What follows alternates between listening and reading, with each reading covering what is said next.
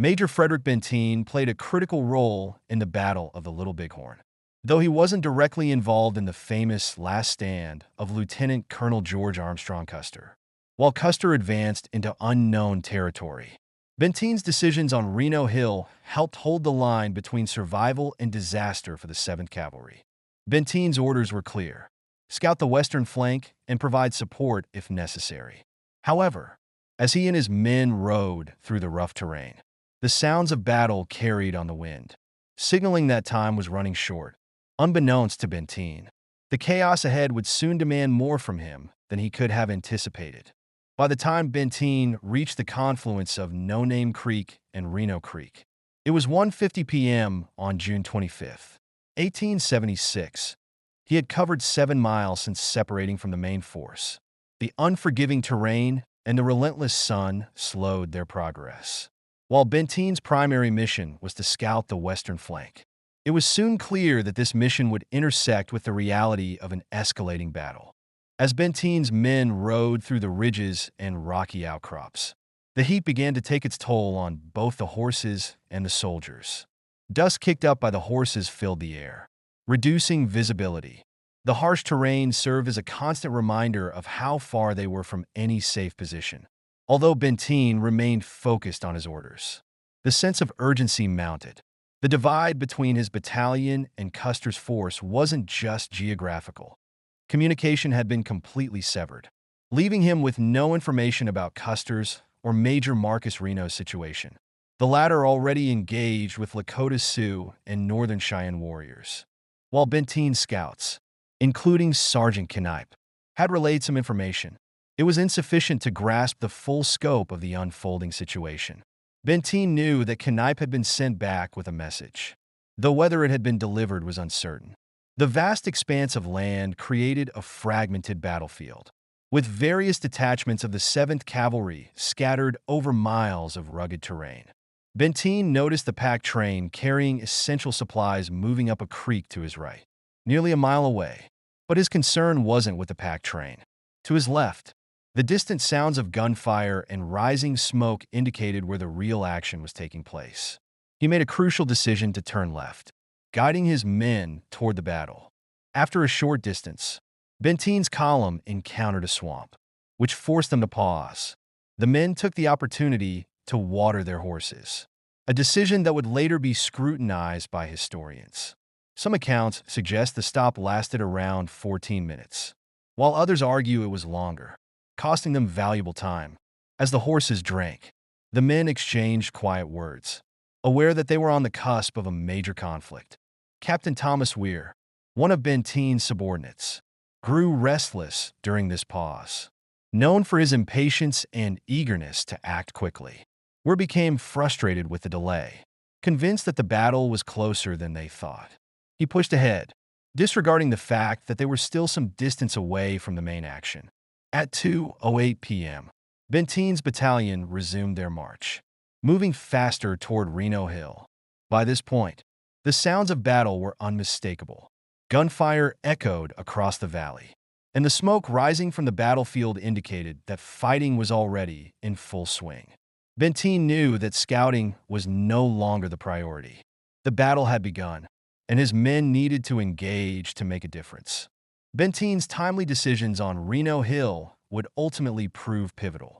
His leadership helped prevent a total disaster for the 7th Cavalry, though his role in this critical moment has often been overshadowed by Custer's famous defeat. Nonetheless, Benteen's actions and the choices he made under immense pressure kept many of his men from catastrophe that day. As the unforgiving landscape unfolded before Major Frederick Benteen and his men, they grew closer to the heart of the conflict near the Little Bighorn River. The weight of the looming battle was palpable. About 4 to 5 miles from the river, Benteen's battalion came across a burning teepee, an ominous sign that they were nearing the epicenter of violence. The teepee, made of buffalo hide, stood as a silent witness to the fight that had swept through the area. Benteen dismounted briefly to peer inside.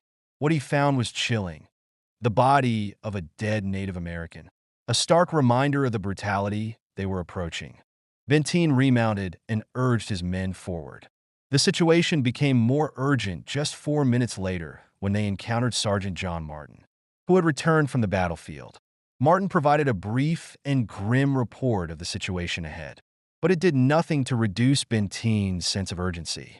The gunfire was growing louder, and Benteen ordered his men to pick up the pace. They moved into a slow gallop, covering the remaining miles at a speed of 7.7 miles per hour, fast enough to make up for lost time, but still limited by the rugged terrain. At 2:41 p.m., Benteen's column was met by trumpeter Giovanni Martini, an Italian-born soldier who had ridden from Custer's position with an urgent message. Martini, who had witnessed the start of the battle, handed Benteen a note from Captain Miles Keogh, instructing him to bring up the pack train and join Custer's forces as quickly as possible. The message was simple, but the implications were clear. Custer's situation was becoming desperate, and Benteen's support was urgently needed. Benteen showed the note to Captain Thomas Weir, who remained silent.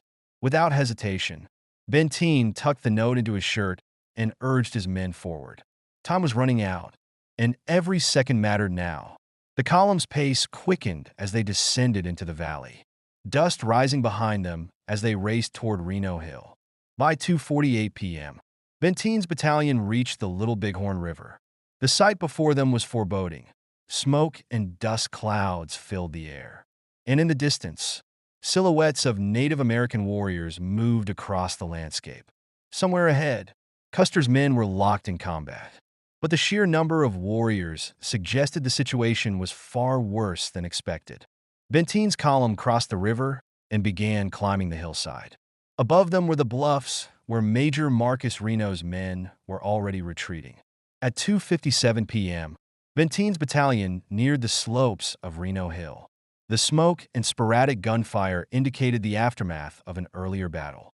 Reno's forces were still retreating, and the urgency of the situation was unmistakable. The grueling march had taken its toll on Benteen's men, but they pressed on, knowing that reinforcements were needed urgently. When Benteen finally reached the top of Reno Hill, the scene was chaotic. Smoke lingered in the air, and Reno's men, battered and scattered, were still regrouping after their desperate retreat. The contrast between Benteen's relatively organized, though tired, battalion and Reno's disarray was striking. Reno's charge into the valley had been met with overwhelming force from the Lakota Sioux and Northern Cheyenne. Reno's command, which initially advanced in skirmish lines, had been pushed back by fierce resistance. In the confusion, Reno's forces had fractured, and their retreat had been chaotic. Those who survived were now gathered on the hill, disorganized and shaken. Benteen's arrival was a morale boost for Reno's beleaguered men. While Benteen's battalion of 125 men wasn't enough to turn the tide of the battle, it was sufficient to stabilize the situation temporarily. Benteen quickly assessed Reno's forces. Though they appeared relatively intact given the circumstances, many of Reno's men were visibly shaken. Some had abandoned their horses and were fighting on foot, while others lay on the ground, catching their breath after the frantic retreat up the bluffs. There was no clear line of defense, and panic still loomed. With calm authority, Benteen issued orders for his men to form a skirmish line, preparing them to respond to any renewed attacks. His leadership brought a sense of order to the hilltop, and his soldiers quickly fell into formation, their presence bolstering the remaining troops from Reno's shattered command. As the situation on Reno Hill stabilized, Benteen's thoughts turned to the larger picture. Where was Custer? From the moment he arrived, Benteen had been wondering about Custer's whereabouts. It was the first question he asked Major Reno, but Reno's response, "I don't know," was far from reassuring. Benteen, ever practical, knew the situation was more complex than it appeared. Custer had taken 5 companies and split off from the main force. But since then, there had been no word. The last message Benteen received was the hastily scribbled note from Giovanni Martini, instructing him to bring the pack train and join Custer. The note, though brief, implied that Custer expected to be in a serious fight and needed support. But now, standing atop Reno Hill and looking out over the valley, Benteen could see no sign of Custer. Dust, and smoke rising in the distance suggested fighting further north. But Custer's exact location remained a mystery. Benteen knew that time was running out. The battle was already in full swing, and the absence of Custer's 5 companies was troubling. Were they engaged in combat elsewhere? Or had something gone terribly wrong? The tension on Reno Hill was palpable. Though relieved by Benteen's arrival, Reno's men remained anxious. They had already faced the full force of the native warriors and knew the fight was far from over. Even as Benteen organized his forces, the distant sounds of gunfire continued.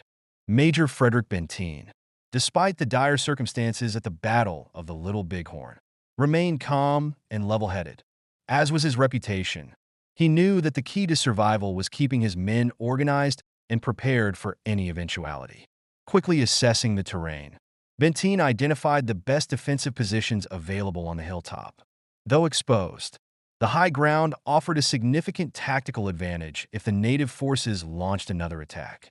Benteen promptly deployed his men, ensuring they were strategically positioned to defend against a renewed assault. Even while making these defensive preparations, he couldn't shake the growing concern about Custer's fate. Custer and his 5 companies were still unaccounted for, and every minute spent waiting on Reno Hill could be costing lives. Though Benteen and Reno had already discussed the situation, neither knew for certain what had happened to Custer. But Benteen was determined to find out. If Custer was in trouble, they needed to act, and fast. Despite later accusations that Benteen was slow to act, his concern for the larger battle was evident. Lieutenant Colonel Gibson, one of Benteen's officers, would later recall how Benteen expressed a strong desire to rendezvous with Custer as soon as possible. This was not the attitude of a man indifferent to Custer's fate, but rather a reflection of an officer who grasped the seriousness of the situation and the necessity of coordinating with the rest of the command. As Benteen waited for the ammunition pack train to arrive, he kept a vigilant eye on the horizon, hoping for any sign of Custer's whereabouts.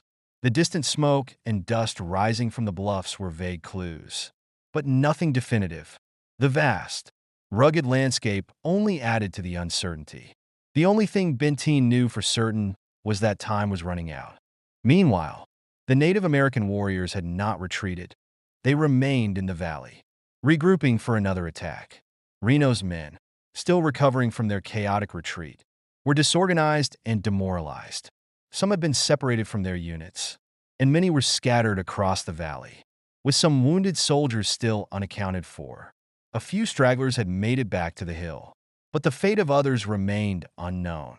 Benteen, ever pragmatic, knew they couldn't risk sending more men down into the valley to search for the missing. The risk was too great. Their only option was to hold the high ground until the pack train arrived with much-needed ammunition. Though the gunfire in the distance was fading, the tension on Reno Hill remained high. Benteen's leadership in organizing Reno's shattered command provided a much-needed boost to morale. His battalion, still relatively fresh, brought discipline and order to the hilltop. Benteen's steady hand and clear orders quickly brought structure back to the disarray, helping to stabilize the situation. However, his thoughts continually drifted to Custer. The absence of any communication or sight of Custer's men was increasingly ominous. Even though Benteen knew he couldn't rush off immediately to search for Custer, he balanced this frustration with the need to stabilize Reno's defense and wait for the pack train, which was still miles away. His actions reflected the disciplined and pragmatic approach that had earned him his reputation as a reliable officer over the years. Despite the mounting pressure, Benteen remained calm and methodical. Meanwhile, Lieutenant Davis had been sent to expedite the pack train's arrival. Benteen knew that without additional ammunition, both his battalion and Reno's men were in no position to sustain a prolonged fight, let alone go on the offensive. Though they held the high ground, without fresh supplies, they would be dangerously vulnerable to another native assault. As the hours passed and the gunfire began to fade, Benteen's sense of urgency grew. The silence from Custer's command was becoming more ominous with each passing minute. Should Benteen wait for the pack train and fortify Reno Hill? Or should he take a risk and lead his men toward Custer's likely position to find out what had happened. The decision was agonizing. For now, Benteen chose to stay focused on holding Reno Hill. It was a difficult decision, made under immense pressure, but he knew that abandoning the defensive position prematurely could lead to disaster. With Reno's forces still recovering and the native forces still in the valley, any misstep could lead to their destruction. As the day wore on, Benteen continued to fortify the hilltop, deploying his troops carefully and ensuring they were ready for whatever might come next. Though outwardly calm, he knew that time was working against them. Custer was still out there, somewhere, and Benteen could only hope that it wasn't already too late to save him. As the sun began to dip lower in the sky, the supply wagons finally arrived. The sight of the wagons laden with ammunition brought a palpable sense of relief to the men on Missionary Ridge. General Thomas quickly ordered the distribution of supplies, ensuring that every soldier had enough ammunition to hold their position. The arrival of the supply wagons also meant that Thomas's command could finally contemplate more aggressive action. But the question of whether to pursue General Hooker's missing brigade still loomed large. Thomas, ever cautious, knew that without more information, a full-scale rescue mission could be disastrous. For now, the priority was securing their position and preparing for whatever came next. The arrival of the supply wagons had bolstered their chances of survival. But the fate of Hooker's men remained a mystery. By the time the sun began its slow descent, Thomas's immediate concerns were addressed. His men were positioned securely, ammunition was being distributed, and the defensive line had been reinforced. For now, Missionary Ridge was stable, but Thomas knew the night ahead would be long and uncertain. He had made the best decisions he could to ensure the safety of his command. As dusk settled in, he turned his attention to a more pressing concern. Hooker, once thought to be within reach, now remained a shadowy question mark in the distance. In the aftermath of earlier skirmishes, the thick smoke had cleared, and the sporadic sounds of gunfire had faded into an unsettling silence. The battle around Chattanooga was no longer the most immediate threat, but now General Thomas had to grapple with the uncertainty of Hooker's fate, who was still missing and silent.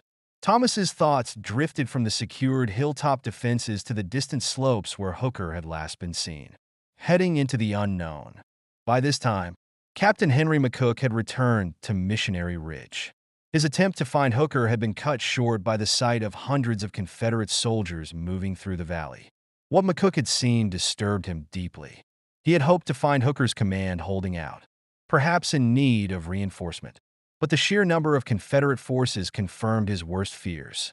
Whatever fight Hooker had been engaged in, the odds were overwhelming. McCook's report only heightened the tension on Missionary Ridge. For Thomas, it was becoming increasingly clear that something had gone horribly wrong. Hooker was either trapped or already dead. The hours had worn on with little action. Yet Thomas had not allowed himself or his men to become complacent.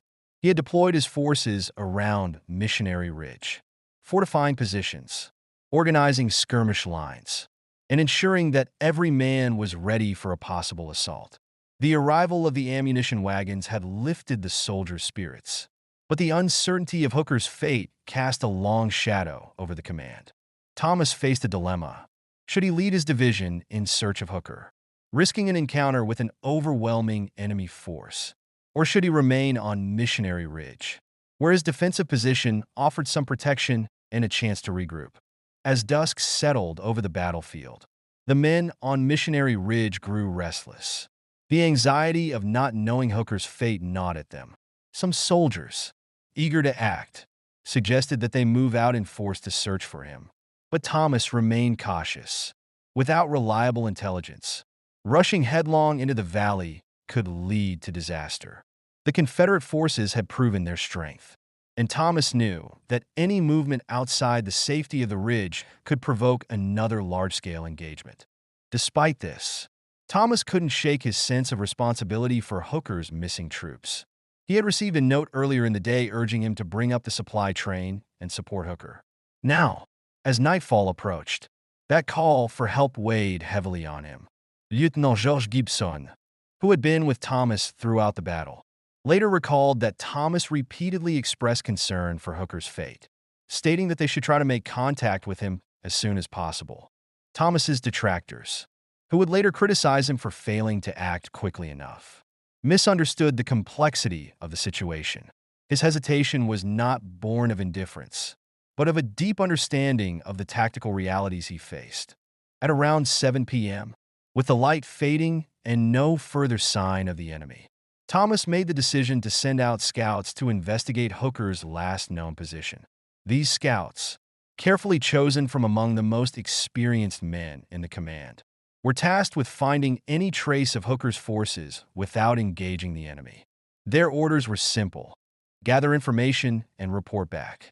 Thomas knew that he couldn't afford to send a large force, as he still needed to maintain the defensive perimeter on Missionary Ridge.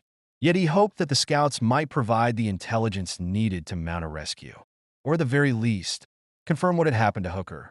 As the scouts ventured out into the twilight, the men on Missionary Ridge prepared for a long, uneasy night. The earlier skirmishes had taken their toll, and the troops were exhausted. Some had fallen asleep at their posts, while others kept a wary eye on the surrounding ridges, alert for any sign of an impending attack. Thomas, ever vigilant, moved among his men, offering words of encouragement and keeping morale as high as possible under the circumstances. He knew that their survival depended on their ability to remain disciplined and ready for action. Even as fatigue set in, hours passed without word from the scouts, and the sense of foreboding on Missionary Ridge grew. Some soldiers began to whisper that Hooker's entire command had been wiped out, while others clung to the hope that they would find him alive, still holding out against the odds. Thomas, for his part, remained stoic. His focus was on the task at hand, keeping his men alive and preparing for whatever came next. It was not until the early morning hours of November 25th that Thomas received confirmation of what he had suspected all along. The scouts returned, grim-faced and weary, with news that sent a chill through the entire command. Hooker and his division had been annihilated. They had found the bodies of Hooker's men scattered across the slopes and ravines of what would later be known as Lookout Mountain. There were no survivors. The battle that had raged for hours had ended in a massacre, with Hooker and his men cut down by the overwhelming force of Confederate soldiers. The news was devastating for Thomas. The reality of what had happened was almost too much to process. Hooker, the charismatic and controversial leader, had led his men into the heart of the Confederate encampment and paid the ultimate price. The sight of Hooker's fallen division, outnumbered and surrounded, would haunt the soldiers who witnessed it for years to come. The battle that had begun with such confidence and aggression had ended in one of the most infamous defeats in the history of the Union Army. In the aftermath of the massacre, Thomas's focus shifted to survival. The Confederate forces, though victorious, had not yet launched an attack on Missionary Ridge, and Thomas knew that they needed to prepare for the possibility of renewed hostilities. He continued to organize the defenses, reinforcing positions and ensuring that every man was equipped with the ammunition they had received from the supply train. Though the loss of Hooker was a crushing blow, Thomas remained determined to hold the line and protect the men under his command. As dawn broke on November 25th, the mood on Missionary Ridge was somber. The soldiers, now fully aware of the scale of the defeat, prepared for the worst. Yet, despite the overwhelming odds, the anticipated Confederate assault never came. Instead, as the day wore on, reports began to filter in that the Confederate forces were pulling back, moving their encampments farther south and away from the battlefield.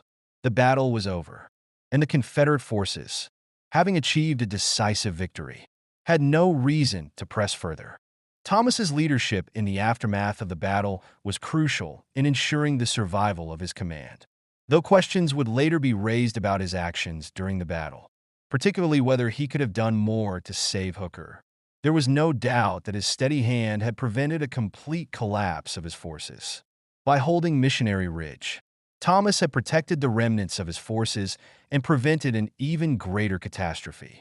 In the years that followed, The Battle of Missionary Ridge would become the subject of intense scrutiny, with historians, military analysts, and armchair generals debating every decision made by Hooker, Thomas, and others.